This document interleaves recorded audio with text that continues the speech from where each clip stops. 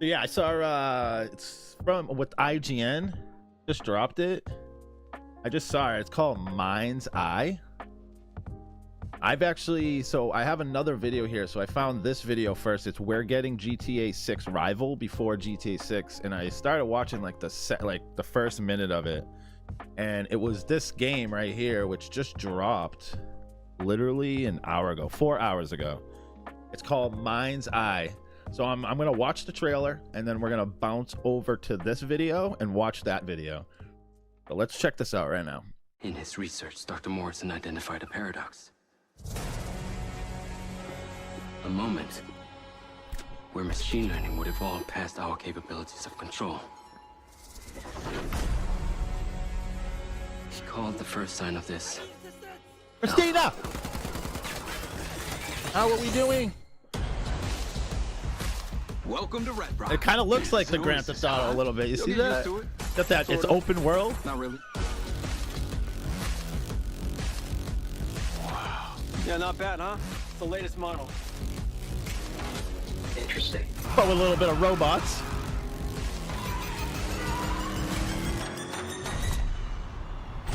Companies like Silver Corporation, instead of being thankful, have turned their backs on the very stars and stripes that made them a success.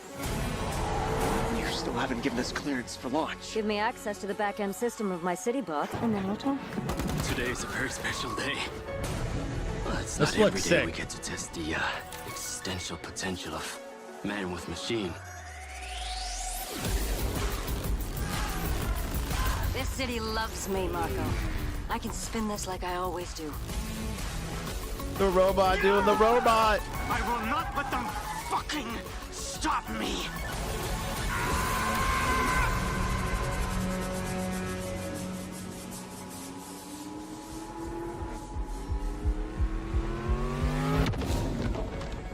Mind's Eye. That actually looks freaking cool. That actually looks really good. So yeah, I wanted to watch this video because he's saying GTA 6 Rival before we're getting GTA 6 Rival before GTA 6, and so I like didn't know about this game honestly until now. When I went to look up the trailer, it came out 4 hours ago. It looks dope. It definitely does. So I want to see like what kind of spin he puts on it. I'm kind of interested on that for sure. What up, Blood, over there? I see you. Appreciate everybody coming in. Get it going. Be a bit too much, but let's talk about Mind's Eye, the new game from Rockstar's former producer Leslie Benzies. The latest trailer just dropped, and with it came something we've been It has the GTA look, the feel. You know what I mean? Like waiting for, a release window of summer 2025. Let's And what's go. interesting is that it's dropping before GTA 6, which is still planned everything's for fall, dropping so probably before somewhere GTA between 6. September We're never gonna get it. Just give me it. Drop GTA 6, shadow drop it right now, tomorrow. Come on. in December. I mean, that's kind of bold, right? Releasing an open-world action game just a few months before GTA Oh, yeah, I'm getting 6 this. drops. Maybe they know they'll be definitely completely getting this game. overshadowed once Mind's Eye, we're Rockstar playing starts this the on real stream. marketing push. No So question. they're trying to get ahead of that, and I get it. Everyone's waiting for GTA 6, so this might be their best shot at grabbing attention while people Look are at still that. in that waiting phase. Anyway, let's talk about what's going on in Mind's Looks Eye. You'll awesome. be playing as a guy named Jacob Diaz, a former Special Forces soldier who's been fitted with a neural device called, well, the Mind's Eye. It's messing with his memories and forcing him to relive this covert mission that might not have actually happened, giving everything a heavy cyberpunk conspiracy vibe. The city we'll be roaming around in is called Red Rock, a sort of Look at neon-drenched that, desert. yo. This game looks sick. Why haven't I heard of this game before? Like, where was I? Was I under like a Call of Duty Warzone rock or something? Oh, Desert metropolis run by AI and overshadowed by powerful corporations. There's also Mayor Shiva Vega, rumored to be Dude, more she looks power old. hungry than she lets on, and an eccentric tech mogul named Marco needs- Silva, who he needs some seems intent on skincare. pushing human evolution forward no matter the cost. Actually, you know what? Let me just show you that trailer first. oh, In he his shows us research, the Dr. trailer in Morrison this. identified a paradox. Okay, I wasn't sure if he showed the trailer. I wasn't. Let's go. A moment where machine learning would evolve. Oh, this might past be a our different trailer. capabilities of control. No, this is it. He called the first sign of this Alpha.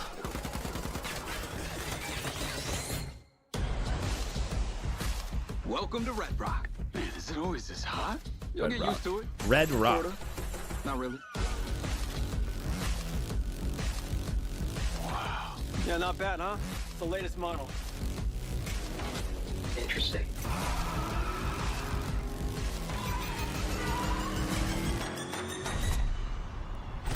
Companies like Silver Corporation, instead of being thankful, have turned their backs on the very stars and stripes that made them a success. You still haven't given us clearance for launch. Give me access to the back-end system of my city book, and then we'll talk. Today's a very special day. Well, it's not I like every how day they we did the get to trailer. test the existential potential of man with machine. I don't know, Sneaky. I don't know if it'll be on Steam. Honestly, it probably will. I can spin this like I always do. I will not let them fucking stop me.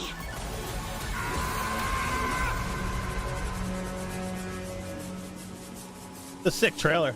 Kind of glad I watched it twice. I like it. Yeah, this looks fire for sure. Will it beat Grand Theft Auto 6 out? No. The part that got me was when Shiva Vega said, No. Companies like Silver Corporation, instead of being thankful, have turned their backs on the very stars and stripes that made them a success. It sounds like a possible reference to Rockstar and Leslie Benzie's beef. If you remember, he alleged that certain guys within Rockstar basically pushed him out of the company and cut him off from a profit-sharing arrangement tied to GTA's massive success. He claimed there was a deal in place where he, plus a couple of other key figures, would split the profits from the series, and then suddenly, they turned on him and locked him out. So maybe this game's story is throwing some subtle nods toward that entire situation. Silva Corporation could be a stand-in for a big, powerful entity that owes its entire success to someone, but then reneges on their commitments once the money really starts rolling in. It's all speculation, of course, but the parallel feels a little too on the nose. I love speculation. To ignore. Okay, but let's talk about the gameplay, structure, and how it all actually works, because this is where Mind's Eye starts to feel kinda different from GTA, and also where it gets a bit weird for some people. So here's the thing, Mind's Eye isn't a standalone game in the traditional sense. It's actually a story-driven experience that lives inside another game called Everywhere. And I know that sounds a bit confusing at first. Everywhere is this big platform that aims to be a mix of user-generated content, online multiplayer, and custom games, kind of like Never Roblox. heard of it. And Mind's Eye is their big cinematic single-player thing built inside of it. That's where some people started to That's what raise I'm saying. eyebrows. I mean, a lot of us were expecting this to be its own full open-world title, not something that's nested within a larger sandbox platform. But according to what they've said, Mind's Eye will be a full-on, narrative-driven game with cutscenes, missions, car chases, gunfights, all that good stuff. So it's not just a tech demo or a glorified Looks cool, side though. quest. It It's looks meant to really stand on good. its own, just delivered in a kinda unusual way. And honestly, if that structure works out, it could be pretty cool. You finish the main game, and instead of uninstalling, you stick around to check out what other players are creating in Everywhere. But at the same time, I totally get the skepticism. It's a risky move. So I'd say this, if this game has like role playing and has multiplayer, then I think that it could do good. It's just got to have a lot what Grand Theft Auto 6 and 5 offer. Like if it doesn't offer that, then it's cooked. Especially when the whole world's watching to see if this team can actually pull Crossplay has to be in it. Crossplay has to be in it. it off. Now let's talk about the actual gameplay, because yeah, we've also seen some. A little over a month ago, they dropped the first official game. If it's just a story game, because like what I'm seeing, it looks like it could be an open world, but I haven't seen any open world features yet. But I'm seeing like a story and kind of like a GTA 6 feel to it, plus like a little bit of robots and like you were saying, Need for Speed a little bit, like kind of got that like feel to it. But if it has that open world stuff that GTA offers, and then it has like multiplayer role playing and has like, you know, team deathmatch and different stuff like that, it might work. Play trailer for Mind's Eye during Sony's State of Play, and the entire thing was captured in-game. And honestly, it looked pretty solid. It looks They sick. definitely I went like hard it. on the action. I want I in. mean, we're I wanna talking play it. constant car chases, shootouts, and explosions basically every few seconds. Maybe a bit too many explosions if I'm being real, but I Yeah. get what they were going for. They wanted to make it feel as intense We're blowing and up a lot cinematic there, as huh? possible. Hopefully, the final game actually plays like that, and it's not just stitched together action shots. But if they manage to balance those high-octane moments with solid open world gameplay, it open could be world, really exactly. fun to play. It's Then not it like looks I'm like not this worried, could though. be Every time really I watch good. one of these trailers, I get this weird feeling that something's off about the game. Maybe it's just that there's no real wow factor. Like the overall look feels like it could have come out 10 years ago. And the whole hybrid of GTA and Cyberpunk is kind of weird. I wish they'd just picked one solid direction and gone all in. On top of that, our main character looks way too similar to Lincoln Clay from Mafia 3, which makes sense because as far as I know, they hired the same actor, Alex Hernandez, for the role. I mean, there's nothing wrong with that, but it's hard to unsee. Honestly, I feel like we need another gameplay trailer, something more substantial that shows us real open-world exploration instead of just set-piece explosions. Yeah, that we would need do more a on this lot game to for ease sure. my doubts and prove that this game's going to be I didn't worth even, it. dude, until literally two hours ago. Yeah, 2 hours ago, I didn't even know this game existed. Now here's something worth talking about. The people behind this whole thing. The project is being led by Leslie Benzies, who used to be one of the key producers at Rockstar Games. Yeah. This is the guy who literally worked on GTA I see from what they're GTA doing here. 3 all the way up to GTA 5. So yeah, he knows a thing or two about building massive a massive world, games that yeah. keep people hooked for years. After leaving Rockstar back in Yeah, they're no 2016, dummies. They need to come in and it has to be open world and have to have everything that GTA 5 plus 6 offers plus more. And then it could succeed for sure. were kind of quiet for a while, but now we know why. He wasn't just chilling, he was cooking up something entirely new with a fresh team at Build a Rocket Boy. Now, should we expect something on the scale of GTA 6 from a new studio like this? Probably not. I mean, it's their first project, and you can't just replicate 2 decades of Rockstar experience and infrastructure overnight. But the fact that someone like Benzies is behind it definitely adds some weight to the whole Give it a thing. shot, though. It's not Who- just who another else? random indie studio Does promising GTA the have next any, GTA killer. This competition? guy's track record makes you want to at least No. give it a shot. So, if you've got faith in Benzies Saints and Row, his crew, but you can already pre-order Saints Row is not like it's just like it's not it. the game in both physical quirky and and digital too, copy. like, It's just hitting cringy. Xbox Series, PlayStation 5, and PC on June 10th, 2025, which, all things considered, really isn't that far off. I'm definitely curious to see whether they can pull this off, so I'll be checking it out while I wait for GTA 6 to Well. finally drop. Let's hope it lives up to the hype. So, let me guys know, what do you think about it in the comments down below, and of course I'll keep you updated, Yeah, so for make sure. sure to hit that subscribe button and the bell. I mean, it looks good. Looks promising. Like if there is any more like gameplay, we'll definitely cover that on the channel for sure. And yeah, his is Inter. That's that's his name. I'm gonna put his link in the description of this video. But yeah, I am ready for GTA 6, but I'm ready for other games too, like that. Maybe push a little, but no one can push Rockstar. You know what I mean? No one could push. No one's gonna fight Rockstar and like win. It's just not gonna happen. Just not, no. Like competition, I just don't see it. But if they can make a online game with role playing and have a lot of features, like I said, with GTA 6, it has success for sure. And I will be here for it. All right, let me get back to chat here. We done recording. All right. So I actually I've been seeing a lot of people play this game. A lot of people called Armor Reforger. A lot of streamers, a lot of content creators. It looks like they're addicted to it, and I kind of like really want to play this game. And I saw Jack Frags, he came out with the video, why is this game blowing up so much? And it came out in 2022, so I don't know. I really want to play it. If anybody wants me to play it or live stream it, let me know in the comments. And I think I might buy this game and play it for sure. So let's check it out. Let's check it out with Jack Frags. Let's see what he has Armor to say. Reforger. What happened? Where did this game come from, and why did it suddenly explode? Why? That's the thing. All of a sudden, a lot of content creators that I watch play a lot of like FPS shooters and stuff. They started playing this game like maybe a month and a half ago, 2 months ago, maybe a little more. No, maybe about 3 months ago, maybe. Why are so many people playing it now? Is it really that good? Were all of the streamers secretly paid to play it? Today, we're going to take a look and discuss. What actually is it? That's a question I often see people ask. Well, it released in early access on PC and Xbox in May of 2022. Bohemia Interactive, the developers of the game, surprised everyone and dropped it out of the blue, saying that it was the first glimpse of the future of the Arma platform on the all-new Infusion engine, a standalone multiplayer sandbox that allowed for complex, strategic military simulator-style gameplay in realistic and immersive. Game. I've seen some crazy, just like moments and everything, like people talk, like the proximity chat. It looks interesting. Like I think I'm definitely gonna dive into this game. Environments.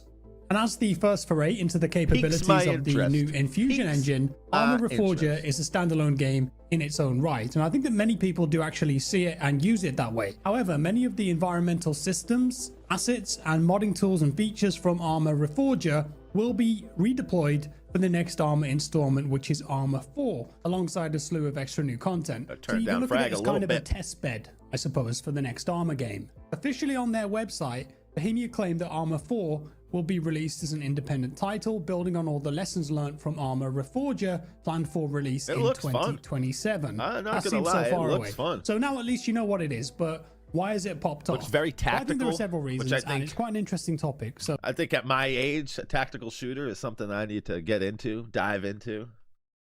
I don't know if COD, I want to sweat on COD all day, you know what I mean? So let's dive in. I thought we get the whole streamers were secretly paid to play the game. That's the only reason that it became popular explanation out of the way first. If you look on the Steam forums, if you look on Reddit, you can do a quick Google search. There were so many threads where people are saying, oh, the only reason that this game is popping off is because Bohemia secretly paid content creators and streamers and YouTubers to play the game and make content on it. I mean, so many people making content on it. I mean, a ton of people. I've seen so many videos on it. It's actually pretty good. I've watched live streams. Kind of interesting. Like just out of nowhere, it blew up. But if it's good, it's good, you know? Number one, I think that's a bit harsh to the developers of the game and also to the people who make the mods for this game, because that's a big reason we'll talk about too. But also, if you're watching content creators on YouTube or Twitch, legally, they have to disclose if a piece of content or a live stream has been sponsored. And you're supposed to make that obvious, whether that's the content creator saying, this video is sponsored by whoever, or it might say in the description, this video is sponsored by, then a link, hey, check out the game here, that kind of thing. Hashtag ad, hashtag sponsored. Yeah. It might... You see it a lot with the new season. The new season of the final, season 6. A lot of content creators were getting paid. Like a ton of them. But they, right at the beginning, sponsored by Embark, which, so I guess, yeah, no.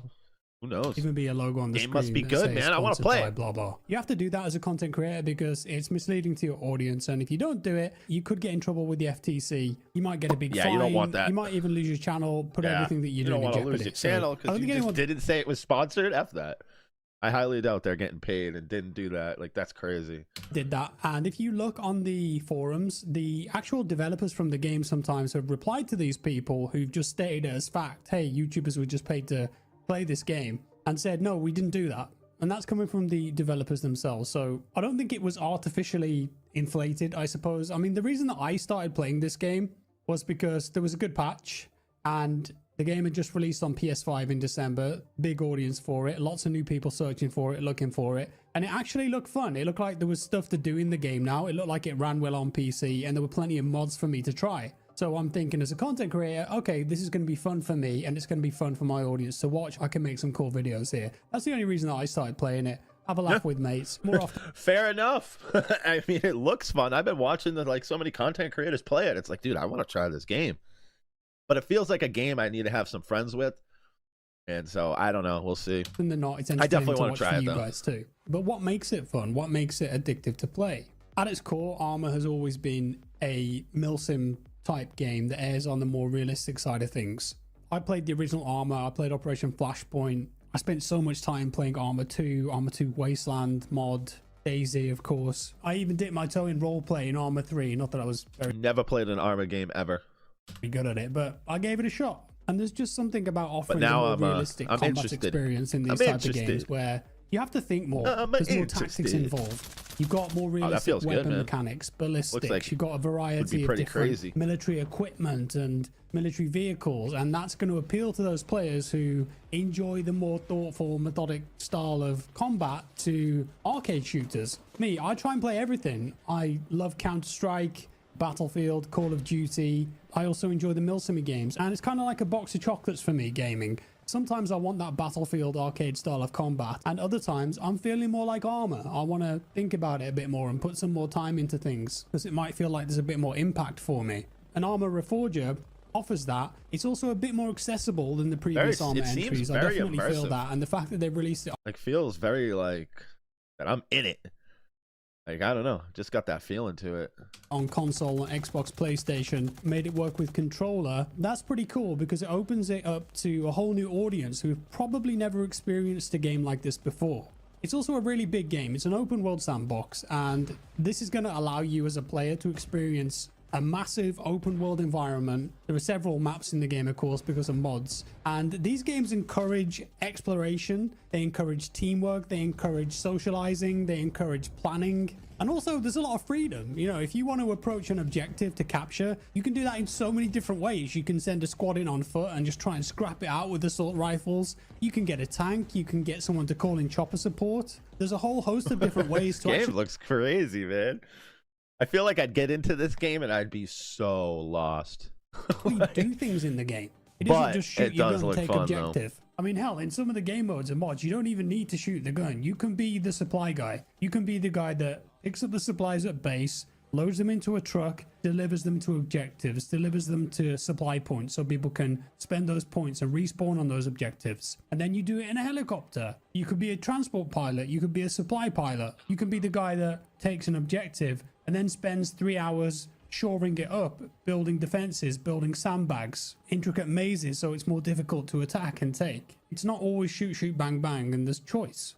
Communication is a big part of the appeal too, in my opinion. And I feel that in this game, because they've got proximity chat and they've got the radio channels, squad chat, etc., most people that I come across are nice, they're welcoming. If you've got a question or you don't understand something, you ask. They'll be happy to help you 99% of the time. Yes, of course, there's going to be people. Yeah, of course, there's going to be some toxic people that won't help you. But yeah, I think we're going to definitely dive into this game for sure. Like this looks fun. Interested?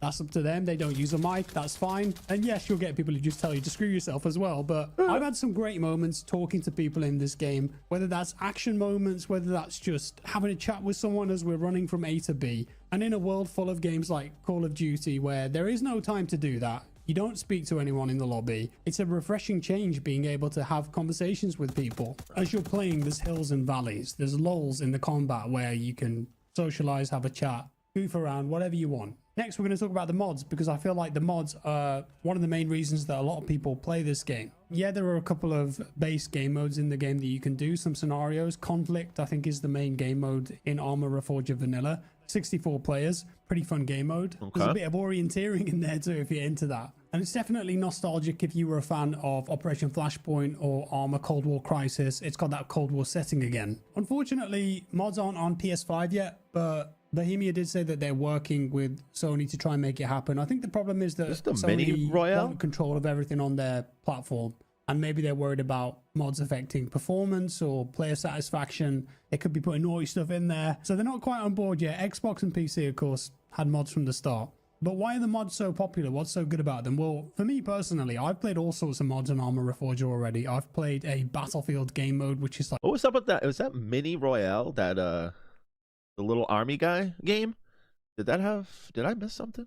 Like conquests on a small part of the map with 5 capture points, different classes. That was awesome. Recently did a video on that. I've played the Vietnam mod where it's a completely new map and you've got period accurate soldiers, weapons, vehicles. I've played the Wasteland mod. That was pretty neat, but definitely the most popular mod is WCS. And that's military modern combat, NATO versus Russia, basically. So many different guns, vehicles, 128 players. It gets insane, and there are different spin-offs of that mod too, and you just can't get these kind of experiences in any other game right now, really. There's even an experimental branch of the game too, where the main developers are testing new features like mortars and destruction, which are coming to the game, and modders can actually have modded versions of their game on that experimental branch too. And some of the new stuff for WCS looks really cool. It looks like they're adding a ton of new vehicles like Apaches, different tanks, jeeps, a load of new guns, attachments. So mods essentially can create so many unique experiences in this game. The best part about them too is that you don't need to use an external launcher to download them anymore. In previous Arma games, you had to do that. It's a bit of a pain.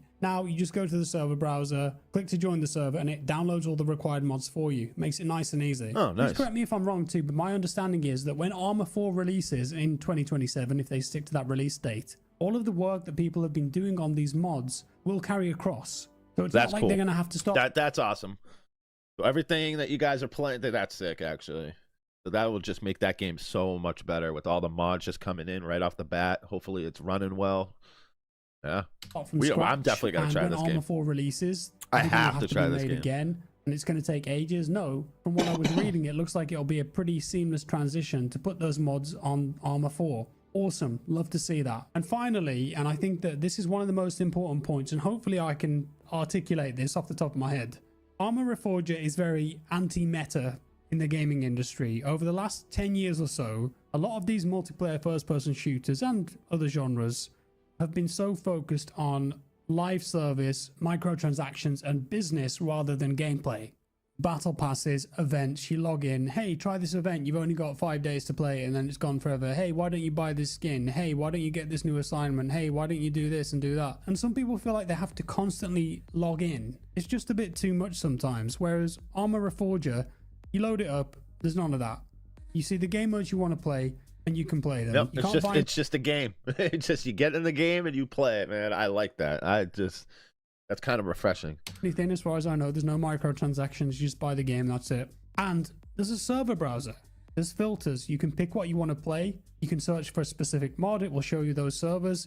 And you can join whatever server you want. You can join one that's really close to you, so you get good ping. You can join one that's in North America if you want to play with your friends, so they've got a better ping. And the best part of this is that there's no crazy matchmaking algorithm that's forcing you to play on a specific map or against specific people on a certain game mode or in a certain event. There's a server browser, it's old school, you pick what you want, you play it, and it feels like it's a game for the sake of being a game. It's and simple. every time I play it, I get that feeling.